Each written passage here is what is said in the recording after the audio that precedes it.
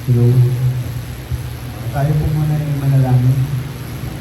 Panginoon namin mga pangyarihan. Maraming salamat po sa umagang ito. Na muli namin masasaksiyan, Panginoon, ang kabutihan ng iyong salita. Naway, Panginoon, ay maging gabay namin ito sa araw-araw. At maging guide po namin para malagpasan po namin yung mga gawa ng kaaway. At maraming salamat po, Panginoon, na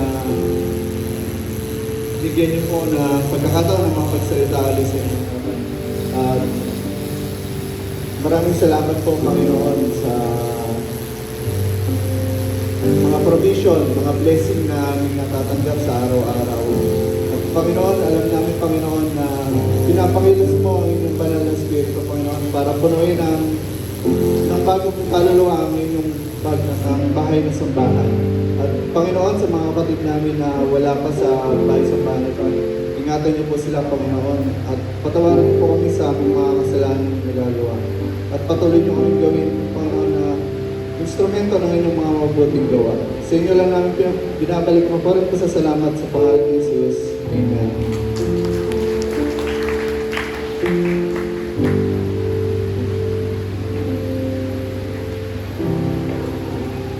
Good morning po ulit. Ang ating pong revelation sa umaga nito, devotion po pala sa umaga nito ay Revelation 2, verse 1 to 11. Hindi ko na po babasahin, pero yung revelation po natin ito ay tungkol po sa dalawang iglesia po, ang Ephesus at Smyrna. Ang church po ng Ephesus, ito po ay nawala yung init ng pagmamahal nila sa ating Panginoon.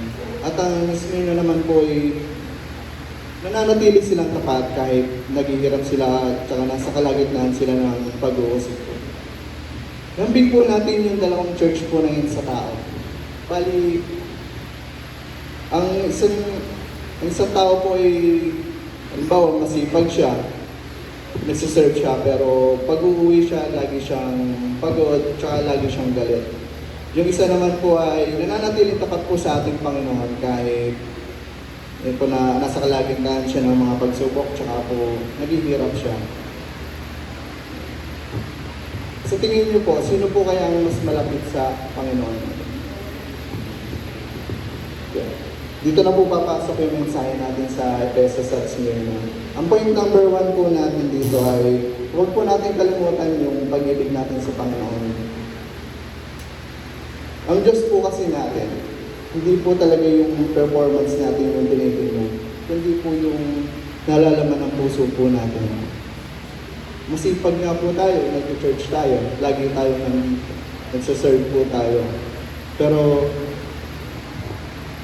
pinalimutan na natin yung pagmamahal natin sa ating Panginoon. Parang nandito na lang tayo dahil nasanay na lang tayo, maging routine na lang natin. Parang naging trabaho na lang yung pagsisilbi natin sa Panginoon po. Kaya dapat po natin, alalahanin po natin yung kailan po natin minahal yung Panginoon. Yung mga binibigay niya po sa ating blessings at mga provision. Tapos magsisi po tayo. Gawin po ulit natin yung ginawa natin nung una. Kung paano natin siya nakilala. Tsaka mamuhay po ulit tayo na kasama yung Panginoon po natin. Sa point number 2 naman po ay maging tapat po tayo kahit inuusig po tayo. Ang tunay po na kayamanan po ay hindi po nasa sitwasyon natin, kundi po ay nasa Diyos natin. Oo nga po, mahirap nga lang po tayo sa panlabas, pero kung doon tayo nakangiti po at may kapayapaan po sa ating puso. Yun nga po, pag mas lalo po kasi natin nakikilala ang Panginoon, doon po tayo lalong challenge po yung ating faith po, kung hanggang saan po tayo mananatili sa Kanya. Tandaan po natin na yung mas lalo tayong mananatili sa Panginoon, yung pangako niya po yung panghawakan natin na bibigyan niya tayo ng panghabang buhay na gagatipalaan niya pala tayo ng panghabang buhay na buhay, kapiling po ng ating Panginoon. dito na po tayo papasok sa conclusion of challenge. Sa conclusion po natin, ang Panginoon po natin ay nakatingin po sa dalawang bagay sa atin. Sa ating puso po, tsaka sa yung ating pong katapatan natin sa Kanya. Yung puso po natin, mahal pa ba natin ang Panginoon tulad ng dati? Sa pangalawa naman po yung katapatan natin. Handa po ba tayong magtiis at maging tapat sa Kanya kahit naroon nasa kalagitnaan po ng pag-uusig? Yun lang po.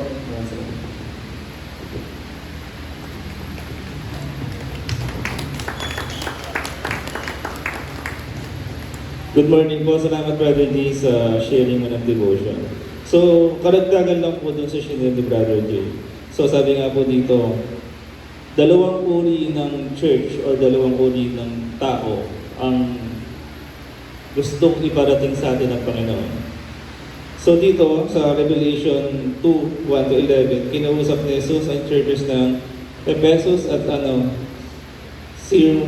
Simon na magkaiba man ng kanilang sitwasyon pero binibigyan sila ng paalala ng encouragement ng Panginoon. Dito, additional points na.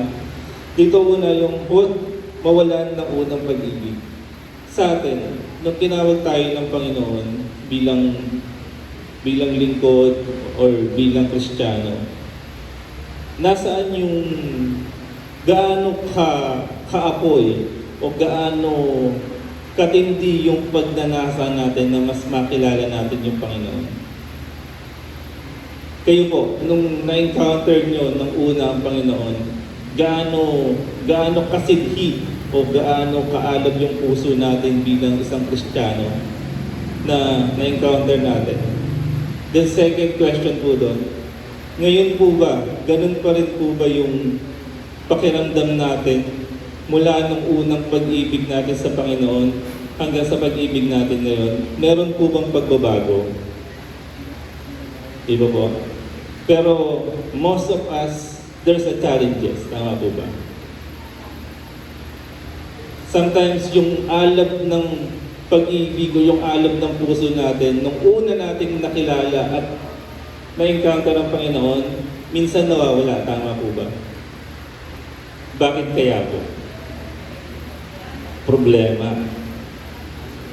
Personal or relationship with God, minsan apektado bawat isa sa atin. Yung bawat pag-ibig natin, nung una natin siyang na-encounter, di ba?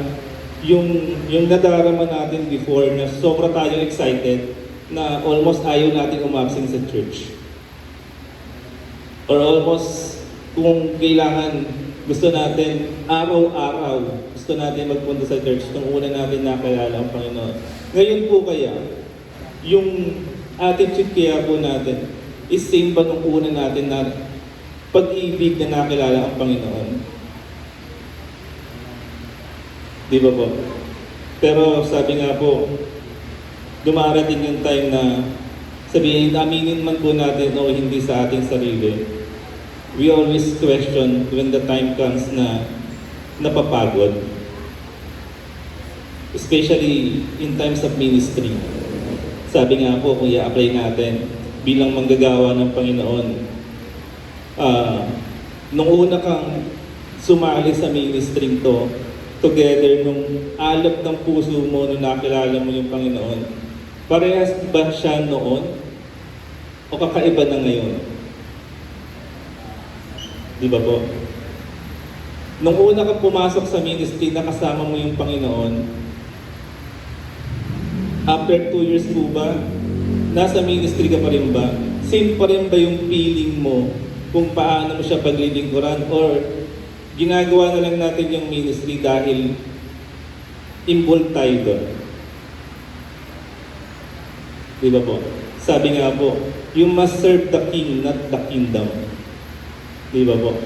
If yung ginagawa natin ngayon is routine na lang, especially pag-worship, pag-devotion, kasi ano na lang siya eh, requirements ba? Di ba po? Ito yung gustong nais iparating ng Panginoon sa atin. Ibalik natin yung unang pag-ibig Di ba po? Sa ating mga mag-aasawa, nung una natin nakita yung asawa natin, ganun pa rin po yung pag-ibig natin ngayon sa asawa natin. Diba? Dapat ganun pa din. Whatever it comes, struggle man yan, challenges man yan. Diba po? Yung pag-ibig mo sa asawa mo, dapat hindi nagbabago. Kasi, kung nagbago yan, sundutan lang yan ng konting problema. Pwedeng mawasak. Ganun din po yung relationship natin sa Panginoon. Yung unang pag-ibig natin na ibinigay sa Panginoon, dapat same pa rin siya yung pag-ibig na ngayon na nag-aalap, na hindi natin tinitignan kung ano yung ginagawa natin sa church. Ay naku, araw-araw ako sa church. Every Saturday, kailangan ko pumunta dito. Bakit ka bang pumupunta dito? Para lang ba sa ministry? Bakit ka ba uma-attend ng church? Dahil gusto mo lang umatid ng church. Which is yung gustong iparating ng Panginoon dito. Every Sunday or every we do it from the Lord, laging unang pag-ibig. Yun yung gustong iparating ng Diyos sa atin dito. Lagi natin pag-alagin yung puso natin. Lagi natin sabihin sa puso natin na I do it for the Lord, not to the people. Diba po? Sometimes nakakalimutan na natin yun eh, lalo pag pumasok na yung pagod. Serving God. Diba? Sabi, bakit di mapapagod kung naglilingkod ka sa Diyos? Kasi you do it for the Lord, not for the people. Hindi yung gusto mong makilala or yung ping na tinatawag kaysa sa pag-ibig na binibigay mo sa Panginoon. So dito, makikita natin. Minsan kasi yung nagiging busy tayo sa ministry, busy tayo sa trabaho, busy tayo sa responsibilidad, pero unti-unting nawawala yung excitement sa puso. Yung tipo bang, naku, Sunday na naman bukas. Kailangan ko na lang magsimba. But to the point na dapat yun nasa puso natin. Yes, excited ako kasi mamimit ko ulit si Lord bukas. Pero dapat hindi ganun eh. Dapat yung excitement natin, gusto ko ma-meet si Lord every day. How? Una-una yung pag-devotion natin. It's not doing that because it requirements, but you need do that because gusto nating makuusap or mapanatili yung pag-ibig natin sa Panginoon. Di ba po? Yun yung gusto iparating natin doon. Kahit naman po ako, aminado po ako, guilty ako. Kasi sabi nga po, yung relationship dapat intimate. Hindi siya seasonal. Na pag may problema ka lang, uupo ka sa isang tabi, magbabasa ka ng Bible. Di ba po? Sabi nga po, dapat yung prayer natin, hindi lang parang pagkain natin na agahan, tanghalian, hapunan, merienda. Dapat, hanggat maaari, we always need talk to the Lord. Diba? We always worship the Lord. Diba po? Dito nagiging kumbaga, pag nawala yung unang pag-ibig natin sa Panginoon, nagiging routine na lang po yung ginagawa natin. Ministry man po yan, pag-church man po yan, or yung sabihin natin, yung pag-Bible study natin. Pupunta ka sa Bible study kasi requirements, pero yung puso na sinasabi ng Panginoon dito, do it with first love. Di ba po? Not do it na routine na lang siya. Yun po yung minsan nangyayari. Sabi nga po, napapagod pero hindi titigil, magpapatuloy. So yung pagpapatuloy natin, ano po yun? Routine na lang? O nagpapatuloy tayo kasi I do it for the Lord. Di ba po? So yun yung gusto iparating sa atin dito ng Panginoon. Kaya dito sinasabi po, di ba? Alalahanin natin kung saan tayo nahulog, kung saan tayo nadapa. Balik tayo ulit sa first love na tinatawag. Yung una mong na-encounter sa Lord, di ba po? Lahat naman po tayo nung encounter natin, tapos tayo ng Espiritu, di ba po? Nandun tayo na kulang na lang pagkarawas sa encounter, everyday nasa church. Di ba po? Kasi nandun yung uhaw sa salita ng Diyos, uhaw sa relationship with God, na very aggressive tayo na hindi natin tinitingnan yung nasa paligid natin. We always focus dun sa nakita natin yung vision nung nag-encounter tayo. Dito sa yung second point ko po dito is Manatiling tapat kahit may pagsubok. Sometimes po yung pinaka-hardest thing sa side natin na pag dumadaan tayo sa pagsubok, sabi nga po, di ba, malimit naman po natin naririnig, mas unang lumalapit sa tao kaysa sa Panginoon. Lalo sa lahat ng bagay na dumarating, especially personal.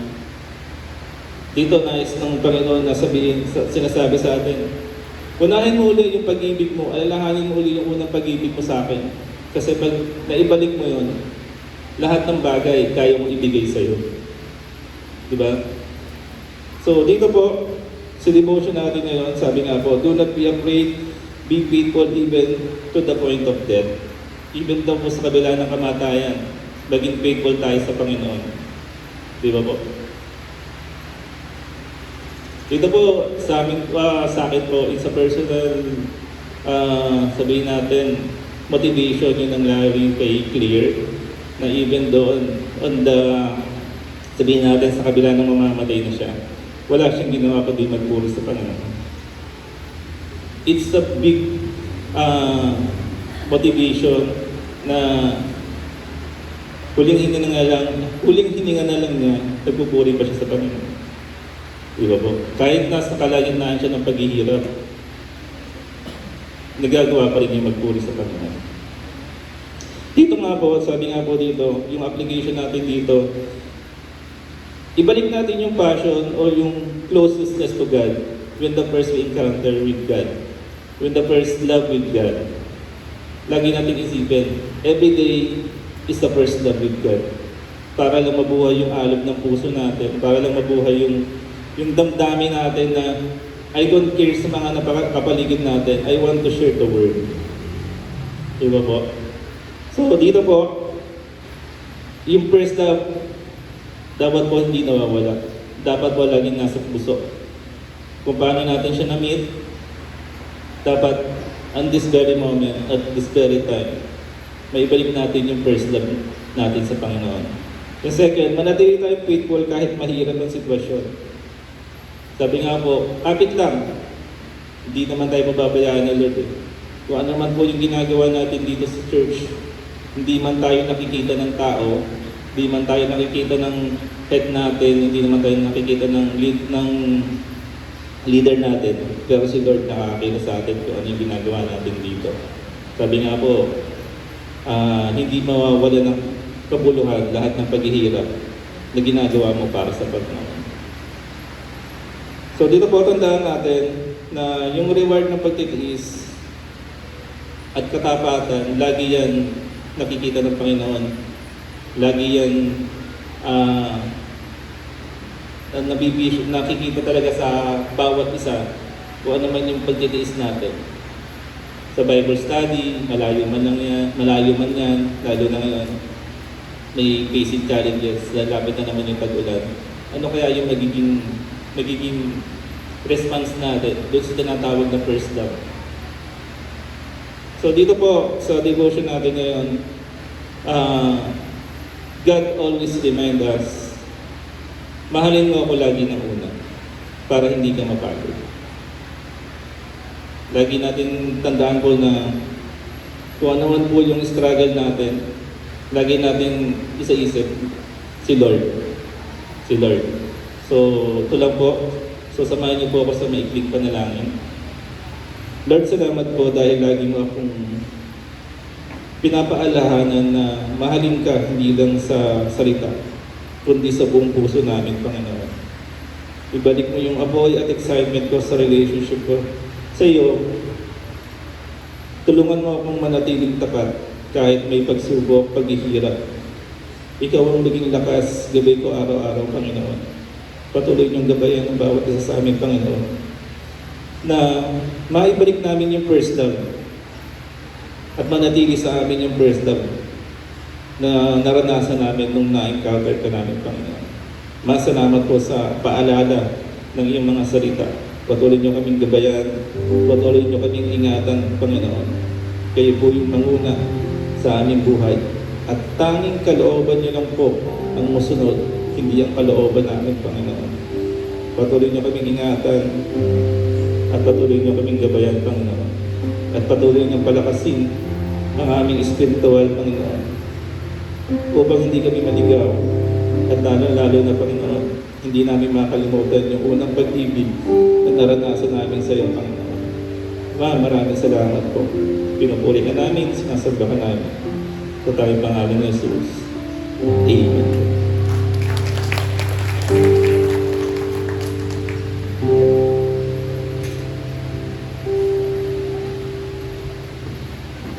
So yung schedule po, ito po. So yung program po natin ngayon, yung kanina pong nag-songlit po si Ate Lian, then si Brother G po yung devotion. Sa call to order po, si Sister Kim. Then, start po ng service natin sa scripture reading, si Brother Riniel.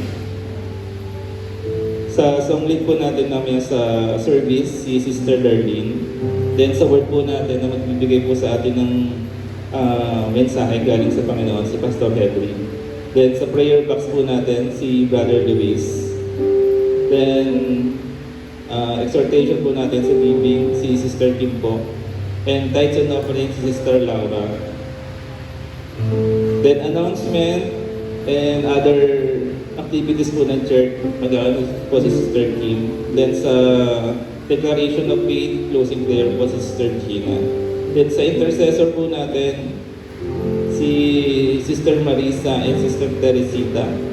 Then sa kids ministry po natin, si Sister Manilyn and Sister Lisa po.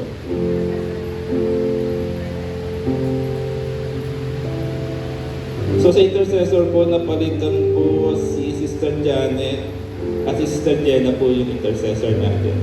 Kaya po maraming salamat. Tayo po tumayo para ipanalangin natin yung service ngayong araw. Yes, Lord, we worship you, we glorify you, Panginoon. Ikaw yung Diyos na dakila, ikaw yung Diyos na banal, ikaw yung Diyos na dapat namin sambahin mula ngayon hanggang sa kinabukasan, Panginoon. Ikaw rin yung Diyos na dapat namin mahalin, ikaw rin yung Diyos na dapat namin sambahin sa pinakamataas na uri ng pagsamba, Panginoon. Maraming salamat po sa araw na ito, Panginoon, at binigay niyo kami ng panibagong buhay upang kami makasamba ulit sa iyo, Panginoon, na kami makarinig ulit ng iyong mga salita, Panginoon, na titimo sa aming puso at gagamitin namin sa pang-araw-araw namin, Panginoon. Masalamat po sa araw ito, Panginoon. Patubayan niyo po yung gagawin namin service, Panginoon, mula po sa mga tao na pinili mo na maglilingkod sa iyo at tatayo sa iyong harapan, Panginoon. Pagpalain niyo po sila at pinin ng double portion of anointing, Panginoon. Salamat po na patuloy niyo silang ginagamit, Panginoon. Pag-alapin niyo po yung puso nila, Panginoon, na magpatuloy sa iyo at ikaw lamang yung kanilang sundin at ikaw lamang yung kanilang sambahin, Panginoon. Tulad din po kay Pastor Henry, Panginoon, na gagamitin yung mensahero sa araw na ito, Panginoon. Bigyan niyo po siya ng double portion of anointing, Panginoon. Itago niyo po siya sa inyong likuran, Panginoon. Gamitin niyo lamang po yung kanyang mga labi, Panginoon, upang ipahayag yung mga salita na magbibigay sa amin ng kalinawan, magbibigay sa amin ng aral, magbibigay sa amin ng buhay na gagamitin namin sa araw-araw, Panginoon. Masalamat po. Ito lamang po yung iniiling namin sa iyong pangalan ni Jesus at sa pagpiso ng banal na Espiritu. Amen.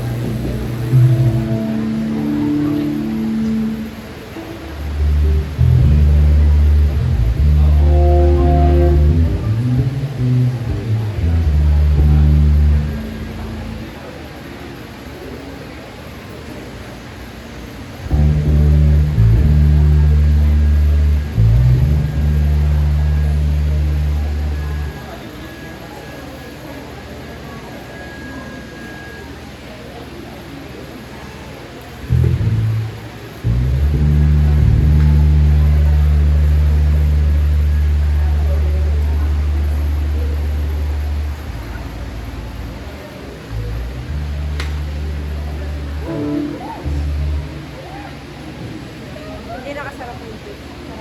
Kuha tayong map. Wait lang.